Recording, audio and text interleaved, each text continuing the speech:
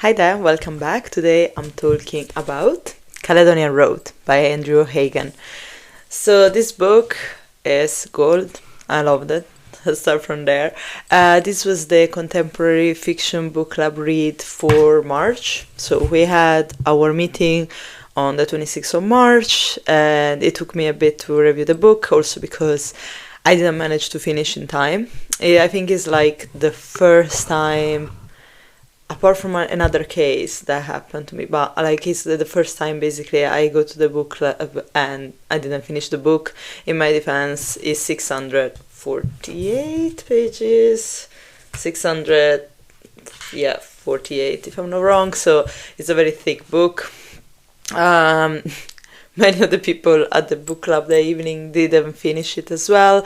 It's very dense. It's not just long as a size, it's not just thick as a size, even though the paperback version is very easy to like carry with you and read. And also the way it's written, like O'Hagan is very good making stories that like are kind of, you want to know more, you want to read more. So actually it's a very enjoyable book, even if it's quite thick.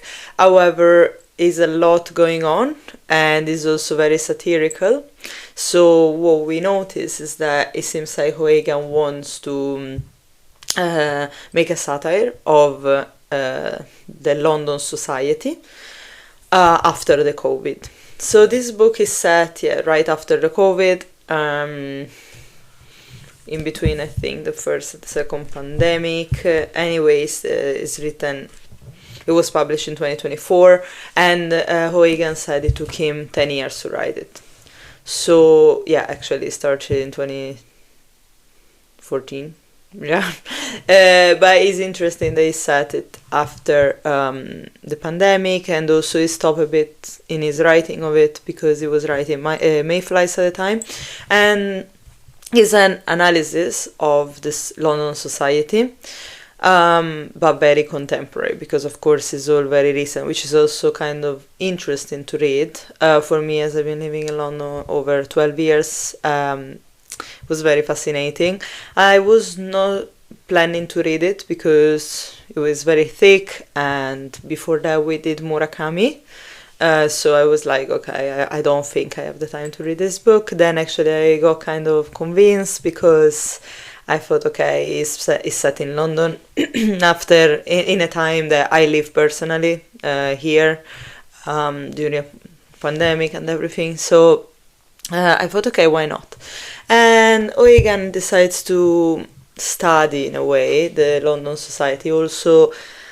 In a very satirical way, like observing the different social classes. So the protagonist of the story, you have a lot of characters, first of all, like he even wrote a list of characters, which is very helpful because you kind of get lost. So there is a cast, is this one, and almost all of these characters get a voice at some point, which is already a very interesting choice because you have a protagonist, a clear protagonist, who is Campbell Flynn.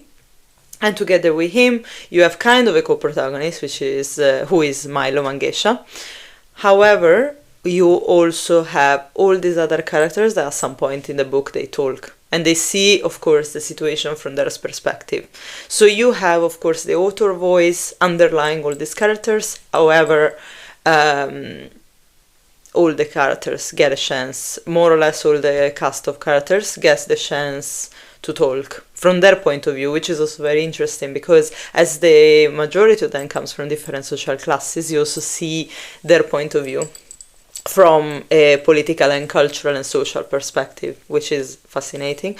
So yeah, we have this very interesting character who is an academic, is Campbell Flynn. He's in his 50s and is originally coming from a working class. His family was working class. He comes from Scotland as well. He was immigrant to London, and is originally from Glasgow and from a working class. And then he manages through his studies, because his parents were very hard for him and his sister to study, he manages to get into art. He becomes a professor of art. He teaches at UCL, which is one of the best ranked university in the world. And also he marries in a very good family that has aristocratic ties. So he marries for love. He just meets this woman who is called Elizabeth, and they are together for like 30 years when the story is set.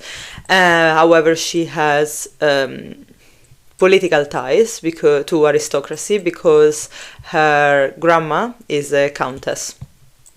So they come from very different social backgrounds. However, Elizabeth is very easygoing. She's working as a therapist. So he marries well, but that part is influencing him, of course, but in very kind of subtle way, which is very interesting in the book as well.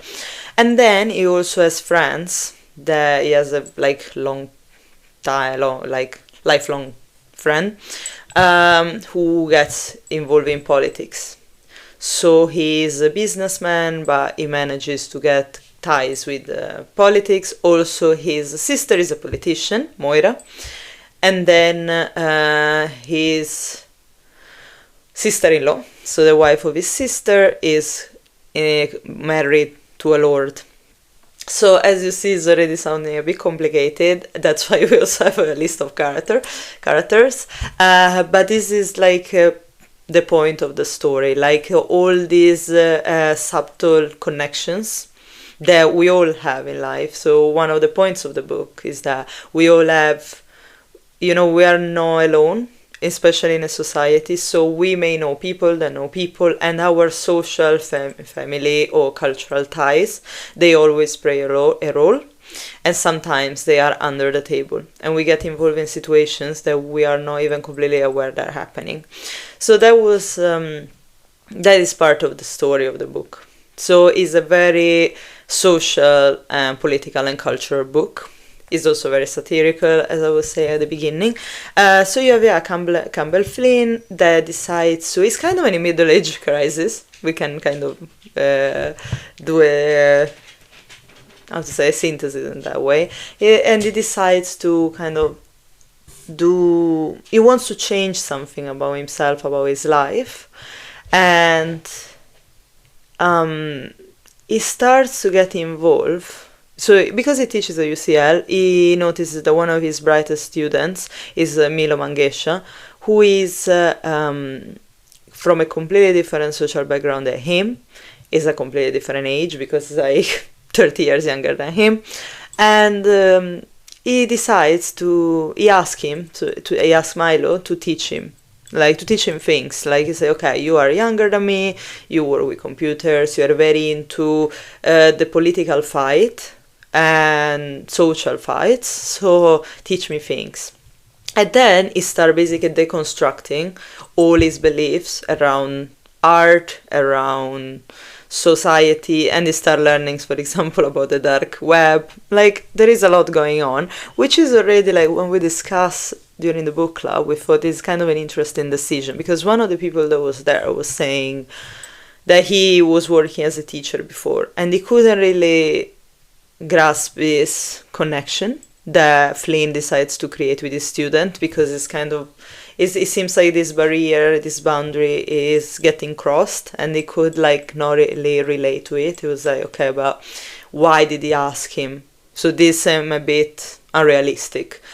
However, I found it very interesting because that's the beginning of the whole story. Sorry, here there is the doggy I'm dog sitting. Her name is Annie, so she came here for a cuddle. You cannot really see her. She's a lovely Labrador. So yeah, like, hey, honey, they cannot see you.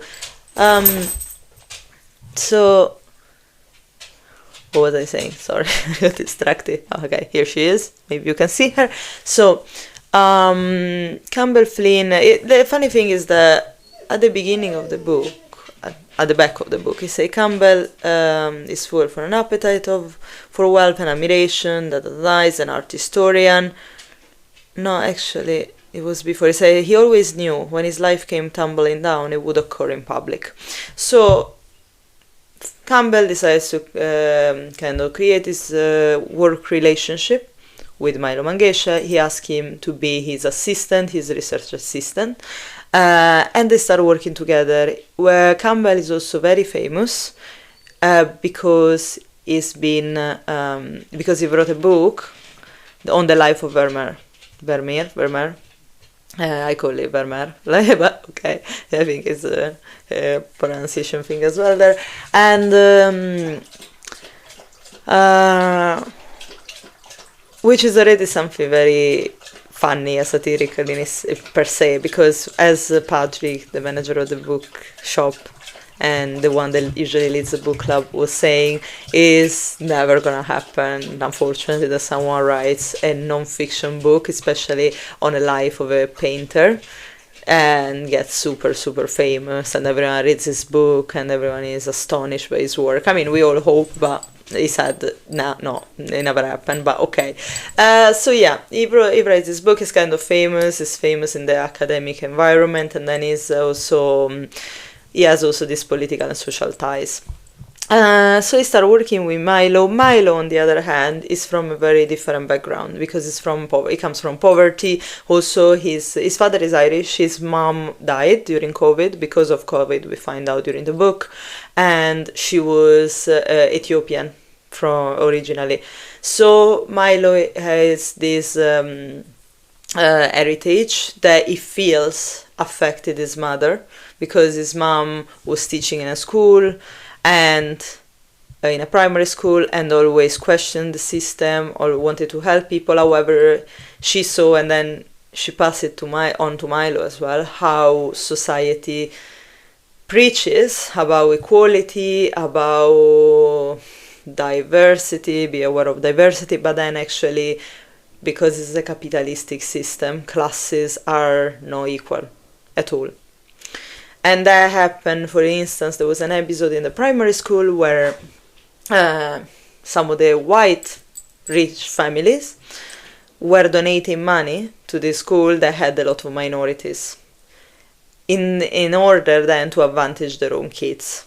So you had a school, let's say, made of 80% of kids from minor groups, and then you had the white people, the white kids, and because the parents wanted them to go to the same school but to be advantaged in a way, they were donating money to the school.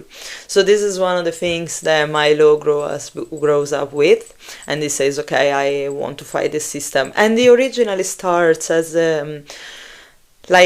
of course, as a social battle, but then it becomes very private because his mother dies during COVID.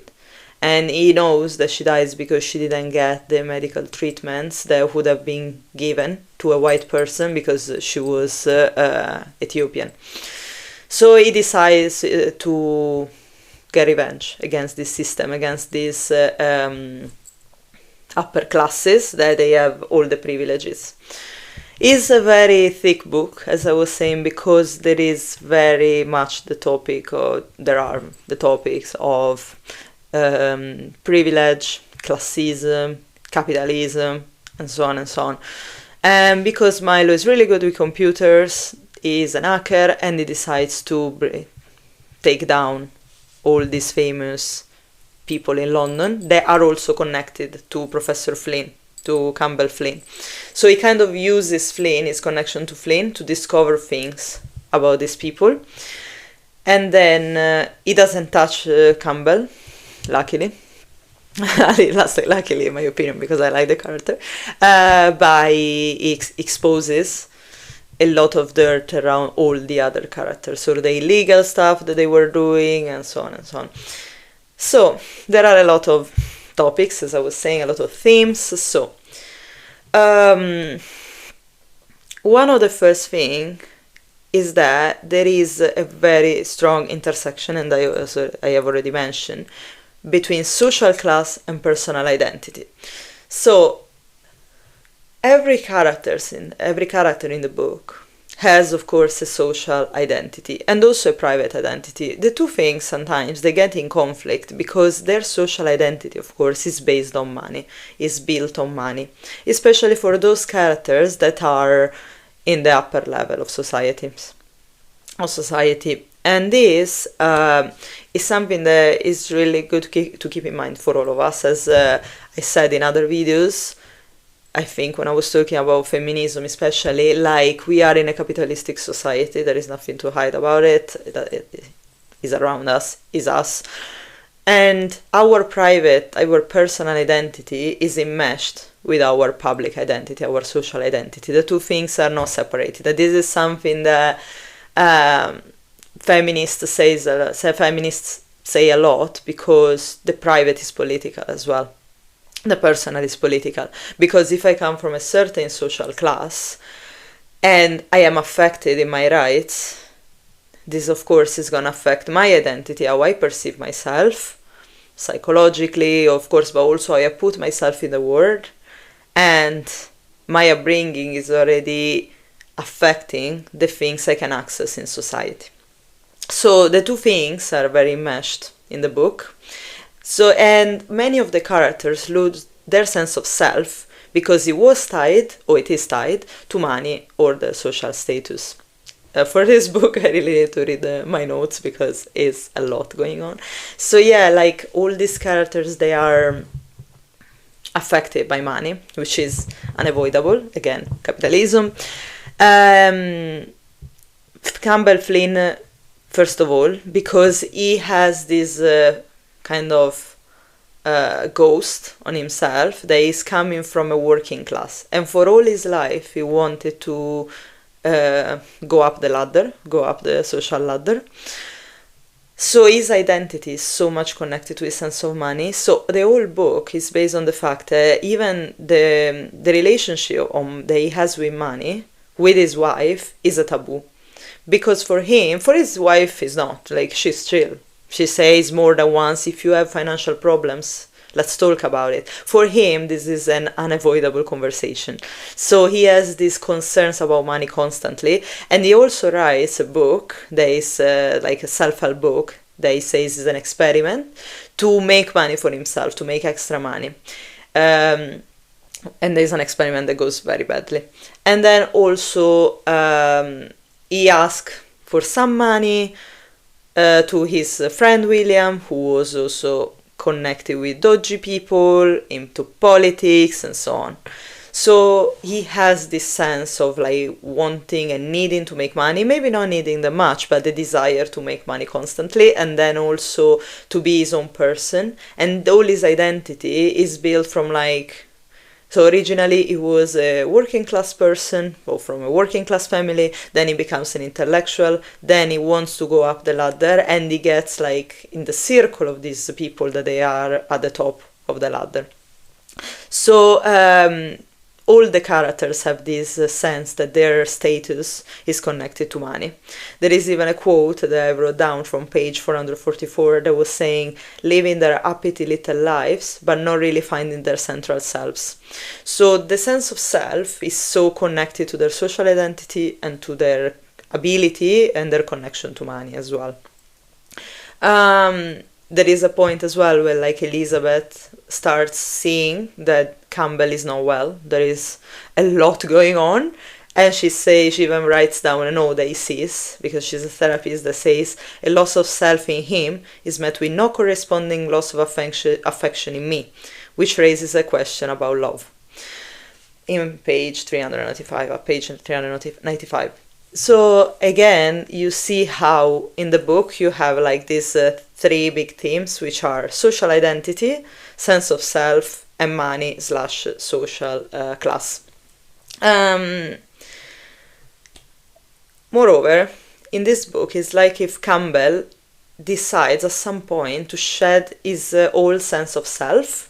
So he's kind of taking off this persona they built over the years. So he wanted to achieve this status, this social, cultural, political status, and then he says, as an intellectual working with art and so on, married well, with good connection. At one point he's like, no, I want to get rid of this old self that I have, which was built on money and status, and is, like, sabotaging himself a lot. He even says, that he lost, I mean, someone says about him, I think it was Elizabeth, that he lost his faith in money. So you see how he has this kind of middle age crisis where he says, okay, which is like not explicit, but is there, that he says, okay, I built my status, my persona on money and status, and like political, social status on money, but then now I don't trust money anymore. I lost faith in it. I worked so hard to become someone that now I don't want to be anymore. Because money for Campbell was also a way to, of course, was a way to elevate himself and escape from his upbringing. Moira brings up, his sister brings up this a few times during the book, that like he kind of had this ghost of his parents. And I think that psychologically this is very interesting, because Campbell hasn't come to peace not only with his upbringing but also with his past. And you can find something on that at page 459. And this reminded me a quote by Jung that was saying, we are bound, somehow, to live our parents and live lives. I'm not quoting exactly, but the point is that psychologically we carry the sense of what our parents didn't live and also what they expected us to live instead of them. And Campbell feels like he has this necessity, especially towards his mother, to be the type of person that is in the upper classes, that made money, and has a social status. But this creates a lot of conflict then in what he wants to be in the end, because he doesn't believe in that part of self anymore, in that kind of self anymore. So a topic that I found as well very interesting in the book is the one of the false self. So Campbell, there is a page that Campbell says he is a cover narcissist, and it's kind of ironic the way he says it, but I think the topic of narcissism, I know you heard me talking about it before, but I think it comes a lot in the book, because Campbell had this sense, as we said, the need to create himself for society. And this, I think, is very interesting, because narcissism is built on the idea of false self. Now, as I mentioned before, maybe in other videos, narcissism is a personality disorder. So it's not just like having narcissistic traits, which we all have. But I found very interesting as a topic the one on narcissistic traits, because narcissism comes from shame. So psychologically, the narcissist creates a sense of self, a false sense of self, a false persona, to cover up some shame that they feel inside of themselves. And I found very interesting, because you see that he creates this false self, which, don't need to be a narcissist to do in life. I think that very often we do, because we also all have narcissistic traits. However, I found it very interesting because he works so hard to create this false self, but then, consciously or unconsciously, Campbell destroys the self they worked so hard to build. And then he wonders, is this freedom? Am I finally free? Like, towards the end of the book, he says, what is freedom? Am I free now? And that's the same thing that Milo wonders at some point, because he says, maybe this is freedom. So when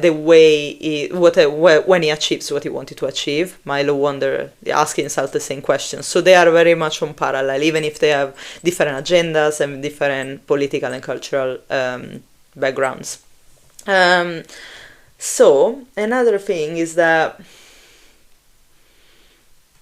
for me, another thing is Milo's character. That is a character I didn't really like, because one of the things is that Milo is very... Where did I put the note? So, as someone mentioned during the book club, Milo is kind of a vigilante in this book, because he swears revenge towards the system, but then he's bringing out his own agenda. So he talks about society, he talks about social and political change. However, he's working for himself. And not even much for his friends, because he has this group of friends that they are childhood friends, and then they get twisted into gangs and drug dealing and a lot of not nice stuff. and then someone even gets murdered.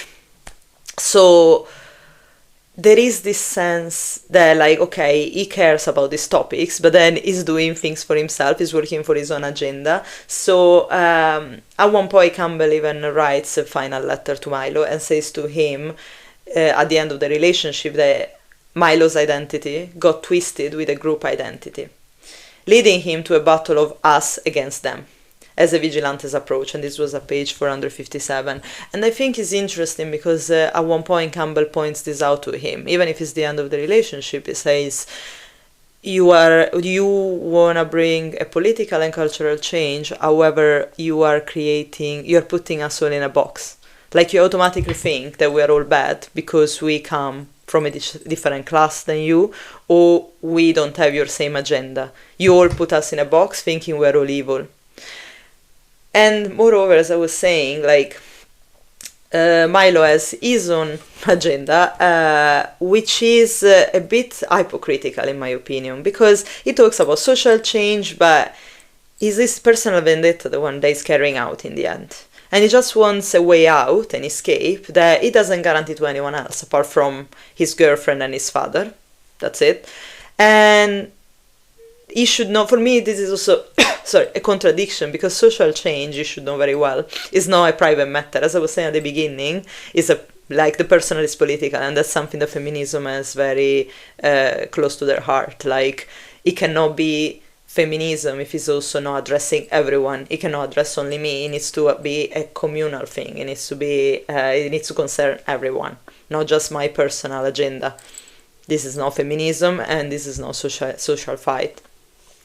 Last but not least, what I noticed as well in the book is that we have a character, we have some, like, Russian characters. One of them is called Alexander, if I'm not wrong, who was Bykov, who was Russian and then moved to London, and he managed to have a lot of investments.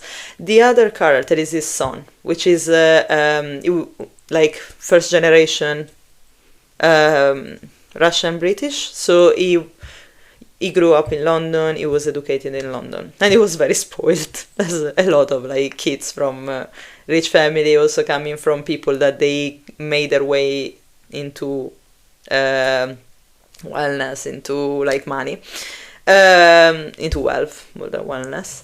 And this guy is called Yuri, and Yuri is is not a nice character at all, but he's also the kind of character that thinks that money can buy anything for him.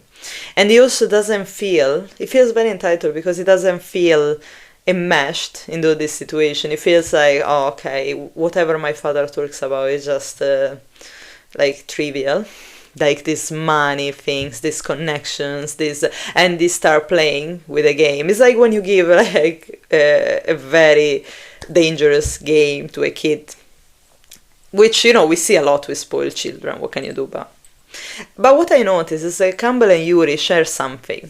They both want to evade their social class.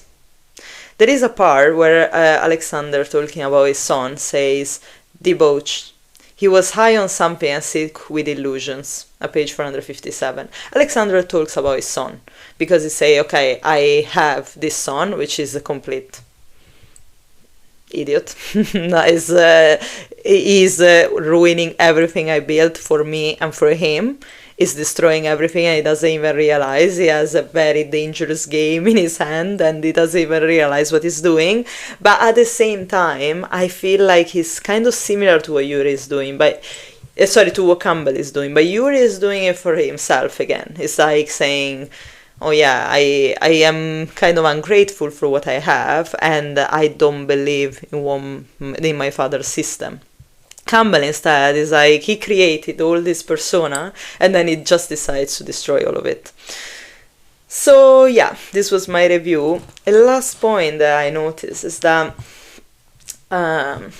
reading this book, especially when I was thinking about the full self, it made me think of another book that I read a while ago that is called This Is Not Who I Am by Emily Bootle, which is this one. And is a very enjoyable book. I read it a while ago, but it talks about the fight for authenticity in our society. So the point of the book, and as I said, I read it a while ago, so I may miss some parts, but the point of this book is exactly that so we fight for authenticity all the time, through our social media, through our status, through our persona, through our sense of identity. We always want to make a statement and say, this is who I am, and I'm authentic. However, our different personas, because then we have different personalities in different contexts, they are not always authentic. And there is this need right now in society to make us authentic all the time, which very often is just manufactured, it's just like, it's not authentic at all. So yeah, thank you for watching. I'll see you next time.